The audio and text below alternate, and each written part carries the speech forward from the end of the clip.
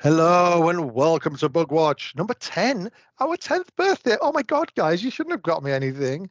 My name's Swissley. As you probably know, I'm here to talk to you about the Tyranids. We're just going to have a little bit of a short show today. There's not many GTs at the weekend, but I did find two small RTTs where Tyranid players did very well, coming second in both. One of the list is Kraken, which you don't see as much nowadays, so I thought that might be interesting for you. Of course, and we've also got a very interesting list to go through at the end, which is the number two, number two, UKTC Tyranid player at the moment, and I'm the number 4. And guess what? We're both going to the same RTT. I want to know what you think of his list so I can beat it. So, lovely. Please, of course, like this video. It really helps me out and helps me find more people who can consume the content. And of course, please subscribe to 6++ for more amazing 40K content. We have our live shows at 8:30 on Tuesdays, and you can listen to me be a complete idiot on them. And I've got some interesting segments coming up. I like to have fun on those shows. Cool. Right. On with the lists.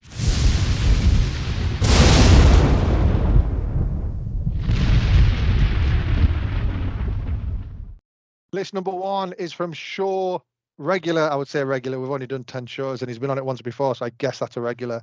Samuel Pope, who came second out of 15 players. Well done to Sam. That was in Massachusetts at TJ Calf and Games, April 40K tournament. If you are wanting to look for his list on the old BCPs, he came. Who was this? He came second.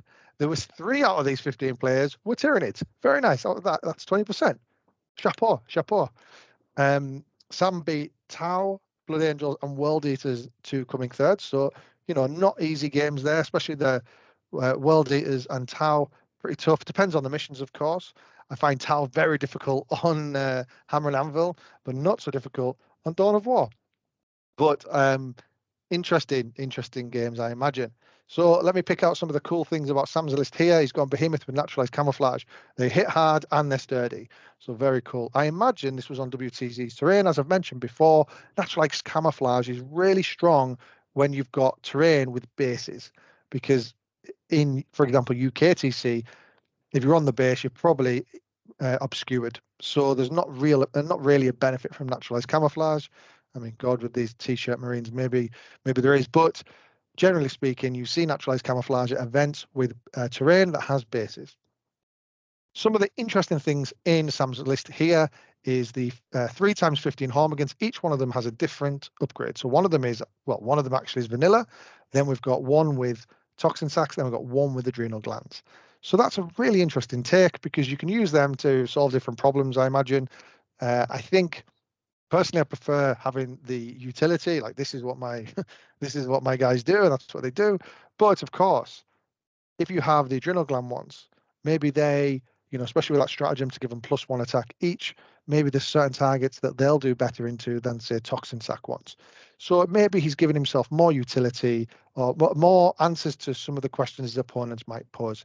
Again, very interested to see what Sam thinks of that and what was his thinking in doing that. He's also got, I think, pretty much the Samuel Pope trademarked 2 Maliceptors. If I'm not wrong, he did take that in the last list that we reviewed. Great call. I love it. Imagine your opponent's face when you put 2 of those on the battlefield. I imagine they're not that happy about it. Very interested to see if these come in from reserve, because if they do, they will always get their psychic off. They're never going to die turn 1 if they come in from reserve. But obviously, you lose the ability somewhat to choose what they psychic death bolt. So interesting. I'll probably start on the table, move up the board, and create a bit of pressure, which is kind of what Behemoth is wanting to do, especially with Naturalized Clamor, which makes all of the troops a little bit more durable. Parasite and Mortrex, of course, always goes with Alien Cunning because you never not take it, guys. Listen to me. When you take Parasite of Mortrex, you always put Alien Cunning on it. All right. Just make sure you do that for me. Okay. Yeah. Nice. Thanks. Mucilid Spore. I think he's explained what that does in the past. I still don't get it. Maybe it's because you've got 30 points left and you want to spend it on something. So, sometimes there's no benefits, no upgrade that you want to buy. So you just stick a Mucilid Spore in there. I do really need to read the rules on it. But to be fair, You try and buy one. What's the point, right? Anyway, moving on. Tyranid effects with acid spray and voracious ammunition. Very nice. Good synergy there because you are going to automatically hit, so you will get the voracious ammunition benefit. Sometimes things will save the acid spray, but they cannot, or very rarely, can save a mortal. So cool. So well done to Sam for coming second at this RTT. Well done indeed. All right, next list. Brian Strongman also came second, but out of 16 players, we're not competitive guys. It's fine. We're all winners. We're all Tyranid players. Now, this was in Canada. I did find this on a map. It's in a very cool part of Canada. It's in like the furthest, the closest actually to me part of Canada, I think. Very cool. And by closest, I mean like the most, like one of the most easterly points, because I'm in the UK, if you haven't guessed. Interestingly, I went to Kansas once and someone thought I was Russian. So that was interesting. Russian. You know, we're in an English cafe as well. So we're in an English cafe. They sold the crappiest tea I've ever had in my entire life, and they thought I was Russian. Great. Anyway, Brian's list. He's gone with Kraken with augmented ferocity. So not only do we move fast, we are even better at charging than everyone else. So with the +1. Interesting things from Brian's list. There's quite a few, guys. There's no Hive Tyrant here. He's none. There's none. I think maybe he accidentally picked up a Trigon thinking it was a Hive Tyrant, put it in his box and went, right, let's go. And that was it. But no, what Brian has done, he's taken a Trigon Prime. He's given it the more claws to reroll wounds, I believe. Might be hits. I can't think now off the top of my head. Brain's gone. I imagine it's hits because then it would link with the Toxin Sacks, which 6 is automatically wound. He's also got the Biostatic Rattle to make it more durable, stops his opponents re-rolling hits against him. So quite nice. We've then got other interesting things, a pick and mix, so to speak, a variety of troops. We've got Gargoyles, we've got Hormagaunts with Adrenal Glands, we've got Hormagaunts with Adrenal Glands and Toxin Sacks, we've got 10 Termagants, we've got 3 Tyranid Warriors with guns, we've got 3 Tyranid Warriors without guns. So what I really like about this is it feels like everything has a role in this list. And you'll see this as we go into some of the other bits as well. It feels like Brian's really said, right, this unit does this. And it's kind of like how I write lists as well. This unit does this and it will score this many points. And this is its job. It will, this other unit will do X instead of that and will deny my opponent's point.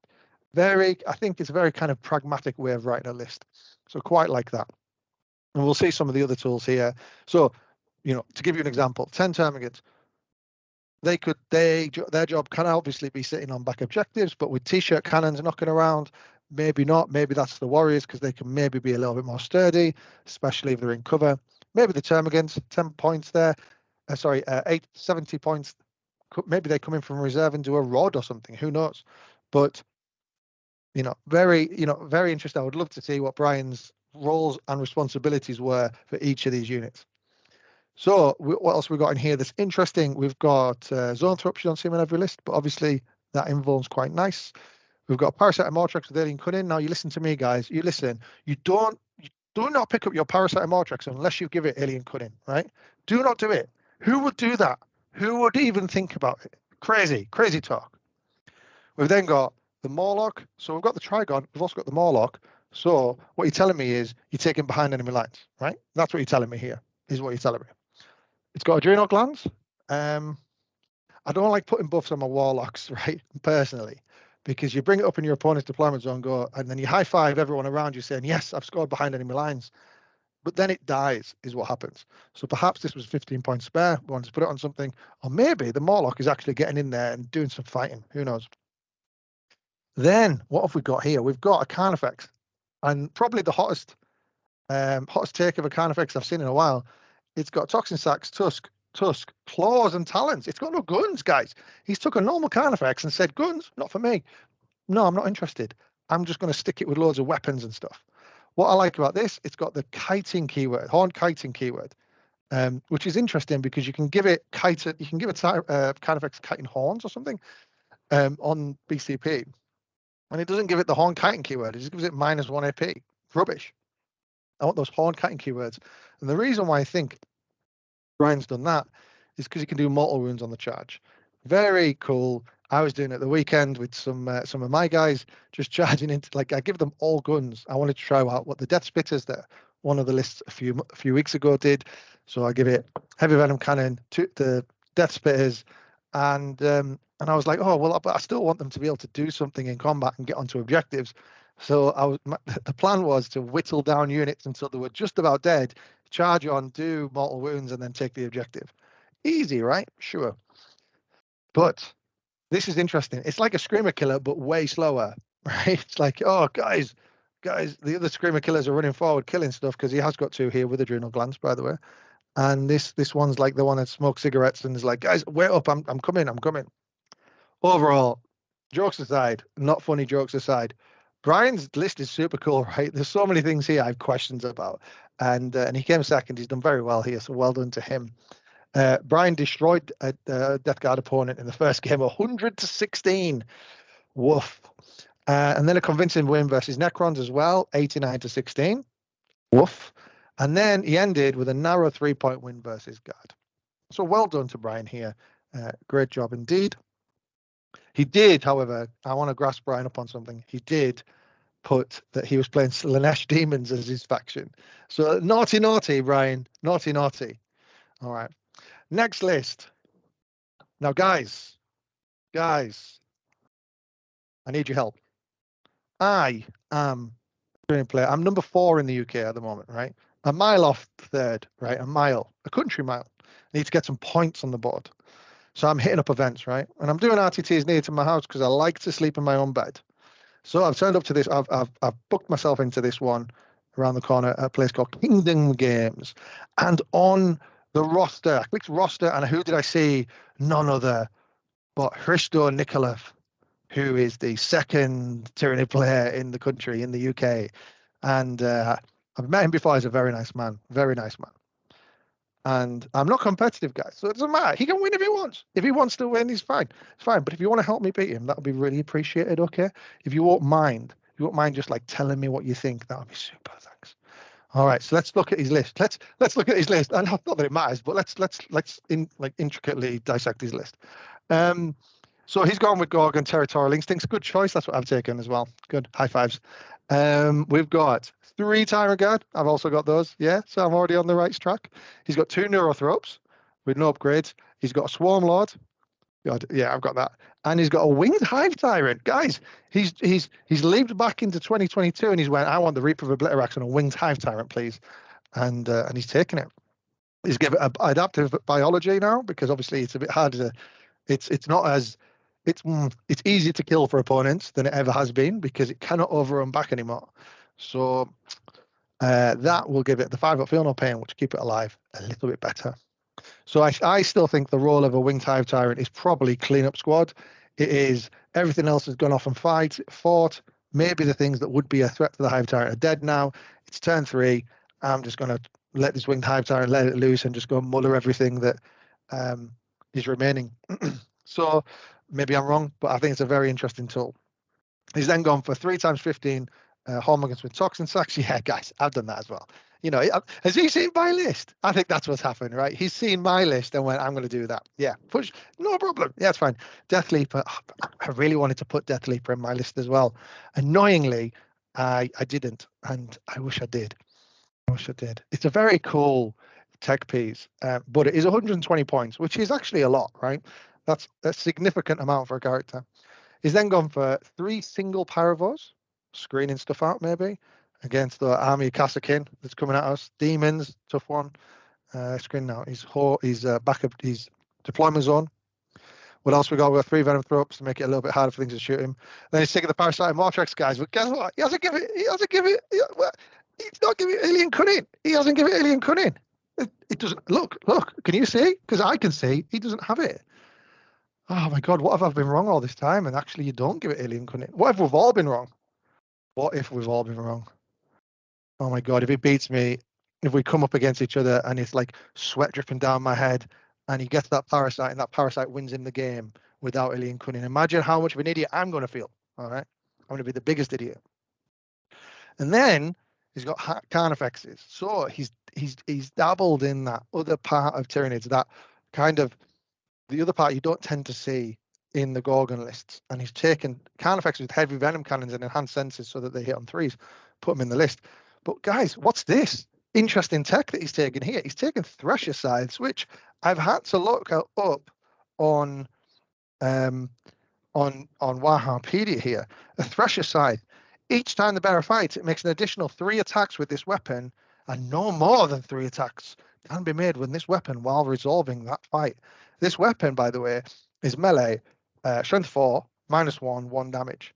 So an interesting tech piece there is that, obviously, to help him clear chaff that maybe he's going to try and tie up the Carnifex, stop his shooting. You know, I've seen a friend of the show and now orc aficionado Aaron is very good at getting his Kroot to go and touch things with big guns, and this is one of those ways you can help get rid of them, I suppose. So very nice, a de-chaffer, you know, very cool. So overall, this is Fristo's list. I think it's really cool. There's some interesting things that I am going to bend his ear on and find out what his theories are on taking it. For example, we've got territorial instincts, but we only have 4 monsters as far as I can see. So, you know, perhaps are they trying to stay back, hold objectives? I guess if we play each other, I'll find out the hard way, guys. But yeah, well, good luck to Fristo at the weekend. Not that much, but still good luck. And I will look forward to telling you guys how it all went next week. All right, now to the outro. Guys, that's the list for this week. Thank you so much for listening. Every view I get, I appreciate it. Thank you so much. It's just great to bring this content to you, and the comments below are heartwarmingly beautiful and keep me going, unless they're mean, which they never really are. So that's cool. So, by all means, tell me about Fristo's list. I want to hear what your thoughts are, and the other guys' lists that were on. Thank you to them for writing them so I could feature them. It's very kind of them. And yeah, thank you for watching. I've been Swissly. I will catch you next week. Goodbye.